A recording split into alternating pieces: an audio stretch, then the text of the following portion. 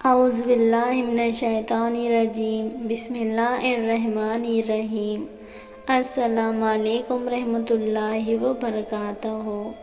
آج کا پیارا واقعہ ہے حضرت غوث اعظم رحمۃ اللہ علیہ کی کرامت۔ دریا کا شیخ عطا کو راستہ دلانا۔ شیخ عارف ابو محمد مرفت رحمۃ اللہ علیہ بیان کرتے ہیں، شیخ عطا اونی رحمۃ اللہ علیہ صبح کے وقت اپنے شہر سے ہر جمعے کے روز نیسان تک پانی میں جایا کرتے تھے۔ ان کے مرید ان کے ساتھ ہوتے تھے، وہ بلند مرتبے تھے۔ ان کے مریدوں میں سے بعض شیر پر سوار ہوتے تھے۔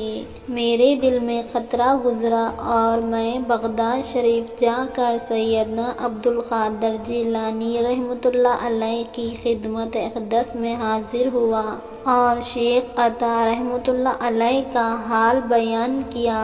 آپ خاموش رہے۔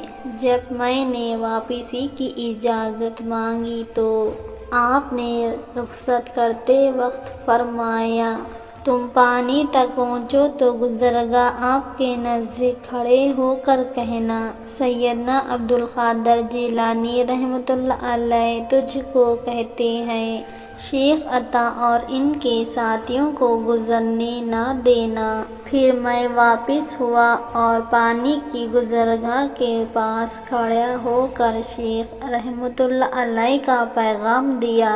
جب جمعے کا دن آیا تو شیخ عطا رحمۃ اللہ علیہ اور ان کے مریدیں اپنے معمول کے مطابق آئے اور پانی سے گزرنے کا ارادہ کیا۔ ان کے اور پانی کے درمیان ایک گھاٹی تھی۔ پانی بڑھ گیا، یہاں تک کہ گھاٹی تک بلند ہو گیا اور وہ لوگ جا نہ سکے۔ پھر شیخ عطا رحمۃ اللہ علیہ نے اپنے مریدوں سے کہا، تم اپنے سروں کو ننگا کر لو، ہم بغداد جائیں اور سیدنا عبدالقادر جیلانی رحمۃ اللہ علیہ سے معافی مانگیں۔ بس پانی اپنی حد تک اتر آیا۔ ماشاءاللہ، سیدنا غوث اعظم رحمۃ اللہ علیہ کا ہر شے پر تصرف تھا۔ پانی پر آپ نے تصرف فرمایا اور وہ شیخ عطا رحمۃ اللہ علیہ کے گھاٹے کے درمیان رکاوٹ بن گیا، جس سے وہ سمجھ گئے ماجرا کیا ہے۔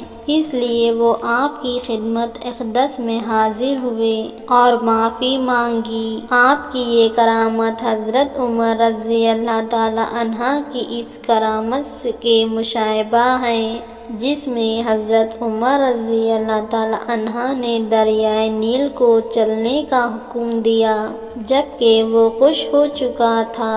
اگر وہ اپنی مرضی سے چلتا ہے تو نہ چل، یعنی خوش رہے، اور اگر حق تعالیٰ کے حکم سے چلتا ہے تو پھر فوراً چل پڑ۔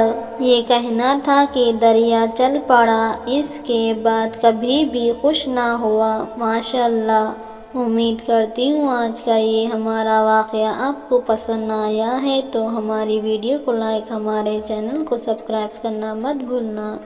اب مجھے اجازت دیجیے، اللہ حافظ۔